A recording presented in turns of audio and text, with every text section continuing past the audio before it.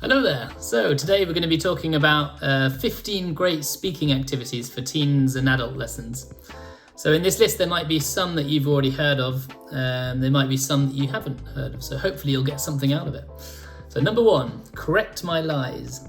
So in this activity, you just start talking about one of the students and you slip in some things that are not true about them, or you guess some things. So you might say, for example, so Lucien, yesterday you went to the cinema to see a film. So you don't know if it's true, and it's probably false. And the student has to correct you straight away. So no, I didn't. I didn't go to the cinema yesterday because blah blah blah. So you carry on like that, and students can do that with each other. So you're just lying about other people or making assumptions, and they have to correct you. Number 2, correct my mistakes. So this is a little bit difficult sometimes. As a teacher, you can say things to students, just random things that pop out of your head, but try and make at least one grammar mistake in what you're saying. And you can make it more or less subtle depending on the level. And the students have to put their hand up and say, oh, you made a mistake there, I think. It should have been the present perfect and not the past simple, or, whatever. Sometimes it's good to prepare it in advance because it's not always easy. If you're a native speaker or good at English, it's not easy to make mistakes purposefully. Number 3, 2 truths and a lie. So classic activity, you've probably heard of it before. You go around the circle and everyone says 3 things about maybe their week or about their life, and one of them is a lie.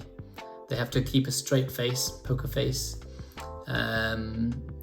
Ideally they should make the lie something that it's not too obvious, so not I went to the moon, and the others have to guess which one was not true.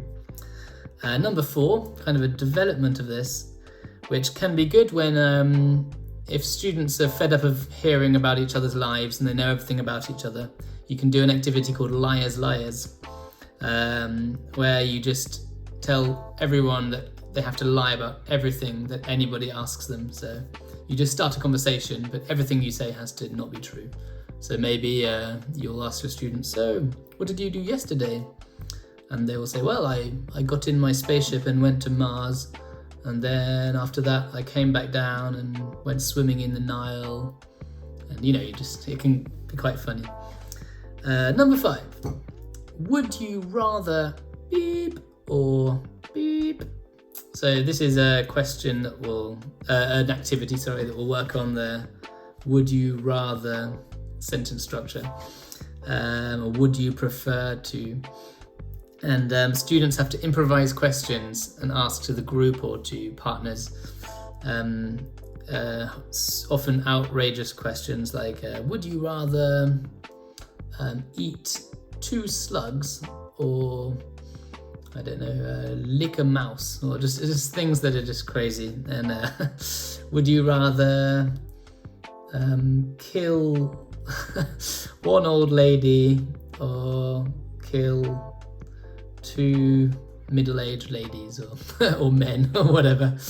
I'm going to get told off for that. Number 6, conditional questions. So this is an activity where you just have to ask questions in the conditional tense. So what would you do if you were a millionaire? And that will get a conversation going, and you can get people to think of them in advance, write them down, ask the group, or just improvise them. What would you do if you were a millionaire? What would you buy if you had $1 million? That's a classic, but you can think of other ones like, what would you do if you were in a plane and the plane was about to crash? Something like that. Number 7, keep asking why. I don't know where I heard this one, but it can be quite funny. It's an activity where you ask a student a question, for example, why? So what did you do yesterday? The student answers, I went to the cinema. And you say, why? And they say, because I like going to the cinema and there was a good film. Why do you like going to the cinema? Because I like watching films. Why do you? And you just keep asking why as much as you can until there's nothing else to say. Where am I on the list? Number 8, short talks. So this is one that you may have heard of already, where you, just to get people talking, you give someone a topic and say you have to talk about that topic for 1 minute or 2 minutes. You can change the amount of time. So you can just think of topics off the top of your head, like, John, please can you just talk about your dog for 1 minute? And you put a timer on and they just have to talk. So it's good for fluency practice. Number 9, teacher blah blah. This is one I sort of came up with, where I thought it would be funny to just start talking to the group I'm with or the individual about absolutely anything, like I'm just blah blah blah, as if I'm talking to a native English speaking friend. So depending on the level of the student or students, I'll make it a little bit more difficult than what they're used to hearing. So if they're high level students, I'll just chat really fast with making no effort to make myself understood, maybe 1 or 2 minutes about absolutely anything. And if they're pretty low level students, I'll speak fairly quickly, but a little bit slower than if they were really good. And the idea is for people to be listening to all you're saying. It's sort of training their ears to hear words and try to understand basically what you're on about. And you get them to take notes, so they'll be noting down words they've heard, what they've understood. And when you finish your blah blah, you can get them to report back what they've understood. And together, generally, they can reconstruct pretty much everything you've said. So that's interesting, and it can also be interesting to record that while you're doing it, and you can send it to them for them to listen to in the week. Number 10, fortunately, unfortunately. So this activity is where you go around a circle, or if it's one-to-one, you just back and forth, and you start a story that you invent, like, once upon a time there was a bear called Jim. One day he went swimming in the lake. And then the next person says, unfortunately, and they invent something that happened. Unfortunately, there was a lightning strike and the bear was electrocuted. And then the next person has to say, fortunately, he survived and built a hut or something. And then the next person, unfortunately, the hut caught fire. And you just go back and forth like that. Unfortunately, fortunately. Number 11, yes or no games, so classic. You can get this game as sort of like a board game with cards and a bell that you ding. It's where you ask questions to a specific person, and they're not allowed to say yes or no. So they have to find other ways to answer. So you might say, so John, so what did you do yesterday? I went to the park. Okay, great. Did you take your dog with you? And he might just say, oh no, oh, ding, they're out. Or they might be slightly more attentive and say, I didn't, or of course not. And they have to find other ways of saying yes or no, which is can be quite easy in English because of I don't, I am, this sort of thing.